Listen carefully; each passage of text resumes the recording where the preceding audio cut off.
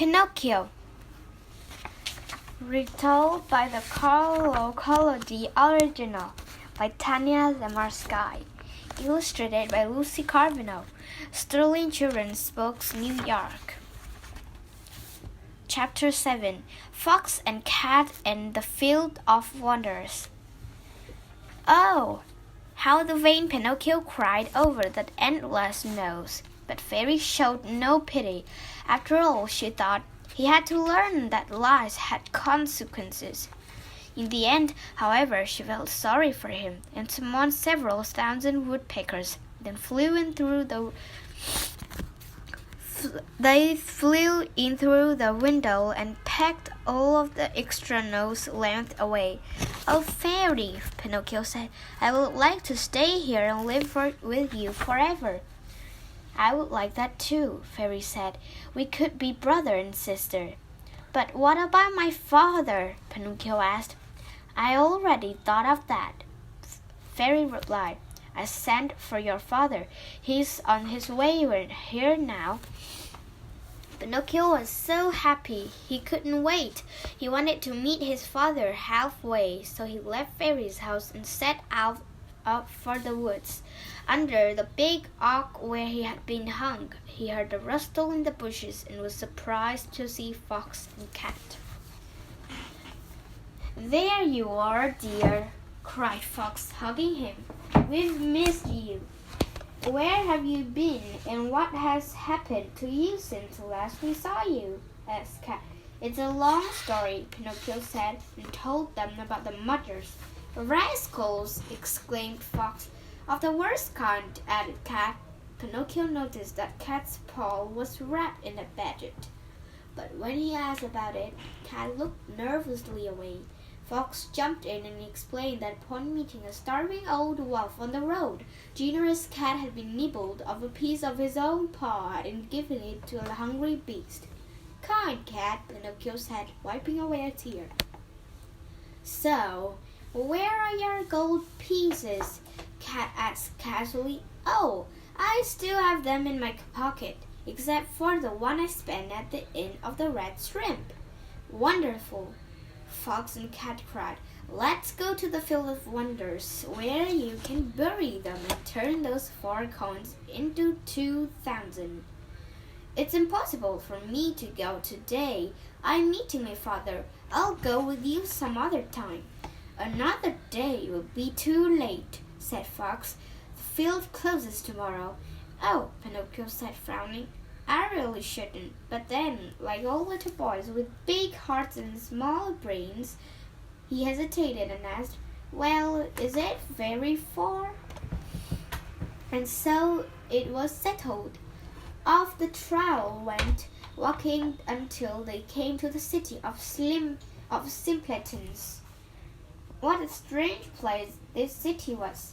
It was filled with pathetic creatures, hungry and hairless dogs, featherless chickens begging for grains of wheat, and large butterflies and peacocks who were missing their colorful wings and tails because they had sold them.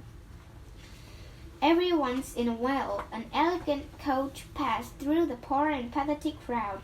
In it rode either a fox, a hawk, or a vulture, all of whom looked very healthy and wealthy. Finally, the trio arrived at the field. Fox instructed Pinocchio to dig a hole, plant the gold pieces, and sprinkle the earth with water and salt. Pinocchio obeyed. "What now?" Pinocchio asked. "Go for a walk," Fox said. "Come back in 20 minutes, and you will find a beautiful gold tree with 2,000 gold pieces as flowers." "I can't wait," Pinocchio cried. Those 20 minutes were the longest of Pinocchio's life. Finally, they were over, and he ran back toward the Field of Wonders. Greedily, he imagined that he would find even more than 2,000 pieces he had been promised. He would find 4, 8, or even 16,000 pieces. Oh, the things he could buy, like a palace and 1,000 wooden ponies, and an endless supply of candy and cream puffs. But when he came to the field, but there were no magical golden trees. Finding the place where he had dug the hole and buried the gold pieces, Pinocchio saw only some freshly moved style. Reaching up to scratch his head, he heard laughter somewhere behind him. It was a large parrot in a nearby tree, and it was giggling. "What's so funny?" Pinocchio asked the bird angrily. "It's funny how easily some silly little simpletons will allow themselves to be fooled," Parrot said.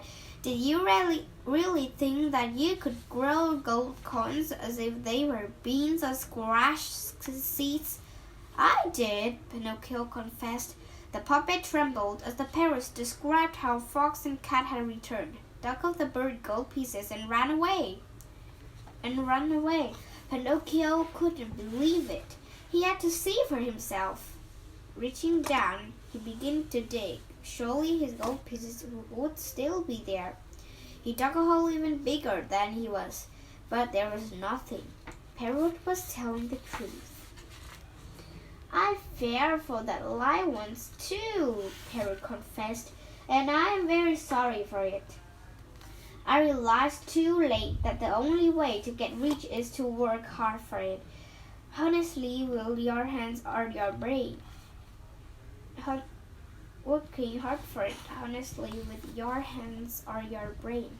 Desperate, Pinocchio ran to the courthouse in the town to report the robbery.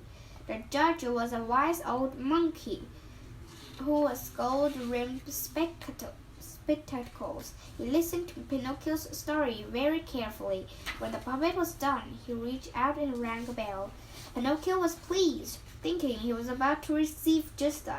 Perhaps those two rascals had already been caught. Instead, however, two large uniformed dogs appeared. At the judge's orders, they dragged Pinocchio off to jail for the crime of being a simpleton. For 4 long months he sat in jail. Then one day, the town had a celebration. The mayor ordered fireworks, circus acts, and, best of all, the opening of the prison doors. Pinocchio's luck seemed about to change. "Open this door," he cried.